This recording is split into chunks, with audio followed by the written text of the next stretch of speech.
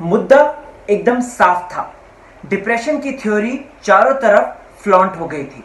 Repeat after me gang active हो चुका था और साथ ही साथ सुशांत सिंह राजपूत को एक डिप्रेस सप्रेस्ड व्यक्ति जो है घोषित कर दिया गया था। लेकिन आखिरकार ऐसा क्या हुआ जिसकी वजह से रिया चक्रवर्ती का जो जाल था, जिस तरीके का डिप्रेशन का जाल बिछाया था, उसमें रिया खुद फंसती चली गई। मैं राहुल बोध स्वागत करता हूं आपका बॉलीवुड स्पाई में। आप सभी दर्शकों को बताना चाहता हूं कि आखिरकार कैसे रिया चक्रवर्ती अपने ही फैलाए हुए जाल में खुद फंस गई, अपने ही चुंगल में वो खुद फंसती चली गई और एनसीबी नारकोटिक्स कंट्रोल ब्यूरो ने पर्दाफाश कर दिया। चलिए सुनिए, ये बात बहुत दिलचस्प है दोस्तों। सबसे पहले तो आपको बता दूं तो सुशांत दादा के केस में एक थ्योरी फ्लॉन्ट हो गई थी।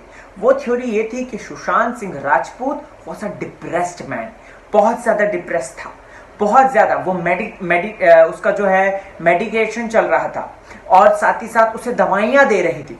रिया चक्रवर्ती कहती है मैं खुद उसको जो है केसरी चावड़ा जो साइकेट्रिस्ट है उनके पास लेके जाती थी, मैं खुद जो है दवाइयां देती थी और साथ ही साथ दोस्तों पता चलता है कि ये दवाइयां रिया चक्रवर्ती दे रही थी। अब दोस्तों यहां पर आपको बताना चाहता हूं कि सारी चीजें बहुत अच्छी चल रही थी। रिया चक्रवर्ती की डिप्रेशन की थ्योरी जो थी वो आगे बढ़ रही थी। बॉलीवुड का रिपीट आफ्टर मी गैंग दोस्तों उसको प्रमोट भी कर रहा था। बड़े बड़े सुपरस्टार डिप्रेशन पे थ्योरीज डालने लग जा रहे थे कि डिप्रेशन से कैसे बचा जाए। साथ ही साथ रिपीट आफ्टर मी डिप्रेशन ये है, रिपीट आफ्टर मी, ये बहुत ज्यादा हमें सुनने को मिला था। सो बेसिकली ये जो जाल बुना था ये और भी ज्यादा स्प्रेड होते जा रहा था, जिस तरीके से मकड़ी का जाला होता है। लेकिन ये तब टूटता है दोस्तों जब एंट्री होती है ईडी की, इन्फोर्समेंट डायरेक्टोरेट। ये एंट्री जब ईडी की होती है दोस्तों, इन्फोर्समेंट डायरेक्टोरेट की, तो ये फिर उसके बाद धीरे धीरे धीरे परत दर परत जो है चीजें सामने आने लग जाती है। पता चलता है कि ओ इसमें तो जो है ड्रग का एंगल है, ओ इसमें तो रिया चक्रवर्ती का नाम सामने आ रहा है, व्हाट्सएप चैट्स आती हैं, कॉल डिटेल्स आते हैं और न जाने क्या क्या पेडलर्स जो इसका व्यापार करते हैं वो पकड़े जाते हैं दोस्तों। जैसे ही इसमें ड्रग का नाम आता है वैसे ही एनसीबी की धुआंधार एंट्री हो जाती है। देखिए सीबीआई की तो एंट्री थी, वी एग्री विद दैट, लेकिन आज रिया चक्रवर्ती जेल के अंदर क्यों है, क्यों बार बार उसकी बेल रिजेक्ट हो रही है, जस्ट बिकॉज ऑफ दिस। वो आगे है, मैं बताता हूं, सुनिएगा ध्यान से। एनसीबी की एंट्री होती है, एनसीबी की जैसे ही एंट्री होती है दोस्तों तब तो पर्दाफाश हो जाता है। रिपब्लिक भारत ले लीजिए या रिपब्लिक टीवी ले लीजिए या फिर दोस्तों टाइम्स नाउ ले लीजिए, ये बैक टू बैक खुलासे पे खुलासे करते हैं रिया चक्रवर्ती की चैट्स। शौविक रिया चक्रवर्ती के जो चंगू मंगू है, यानी कि शौविक ले लीजिए, दीपेश ले लीजिए, सैम्यूल ले लीजिए और कौन कौन वो पिटानी ये लीजिए, इनकी चैट्स खुल जाती है और जैसे ही खुलती है भैया भांडा फोड़, ये जो जाल बिछ गया था चारों तरफ फैल गया था धीरे धीरे सिकुड़ने लग जाता है और पता चलता है यहां पे कि रिया चक्रवर्ती भी इसमें इन्वॉल्व थी, लिप्त थी।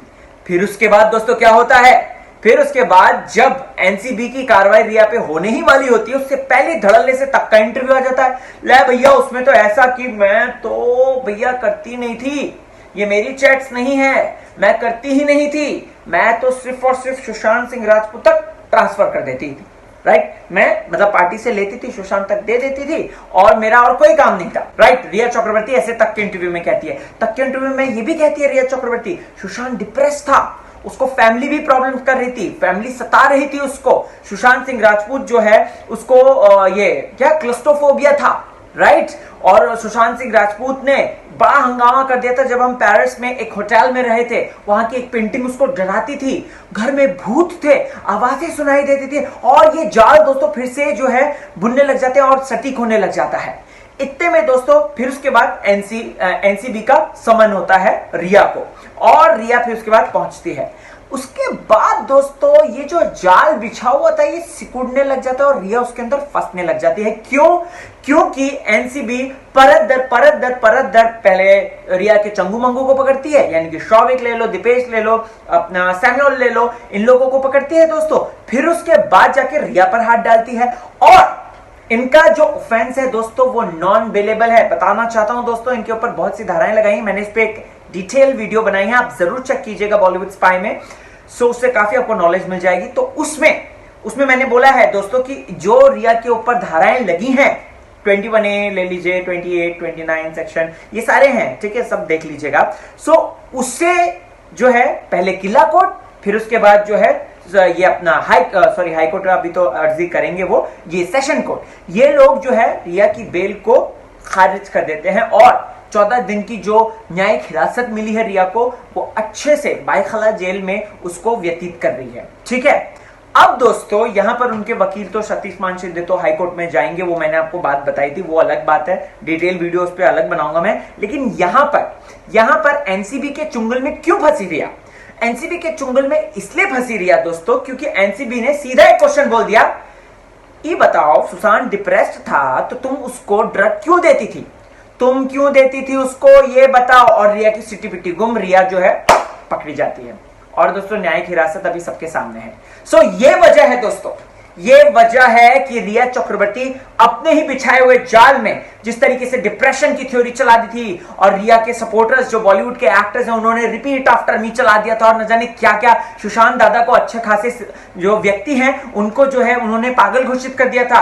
और प्लस रिया की जो पीआर टीम एक्टिव हो गई थी, जो सुशांत सिंह राजपूत के 1+1=0 वाली जो वीडियो थी वो चालू कर दी थी। तो ये सारी चीजों पर तुरंत एनसीबी की निगाहें जाती है और एनसीबी यही पूछती है कि रिया ये बताओ सुशांत सिंह राजपूत डिप्रेस था तो तुमने उसको ड्रग क्यों दी? आपको क्या है कहना, कमेंट सेक्शन में मुझे जरूर बताएं।